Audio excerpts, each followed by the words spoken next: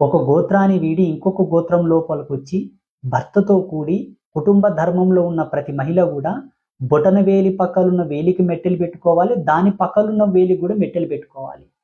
మాలాంటి సువాసిని ధర్మం తెలిసిన పెద్దలు ఏమనుకుంటారంటే ఒకే వేలుకు మెట్టెలు పెట్టుకుంటే ఈమెకు తోబుట్టువులు లేరేమో, వెనక ముందు ఎవరు లేరేమో, అన్న తమ్ముళ్ళు ఎవరు లేరేమో, పుట్టింటి వాళ్ళు లేరేమో, అందుకే ఒంటి మెట్టెతో తిరుగుతుందని అనుకుంటారు. దయచేసి మీరు ఒంటి మెట్టె పెట్టుకోవడం తప్పు. 2 వేళ్ళకు పెట్టుకోండి. అవి కూడా ఒక వేలుకి 2 మెట్టెలు పెట్టుకోండి. చాలా మంది ఏం చేస్తున్నారంటే సుట్లున్న మెట్టెలు పెట్టుకుంటారు.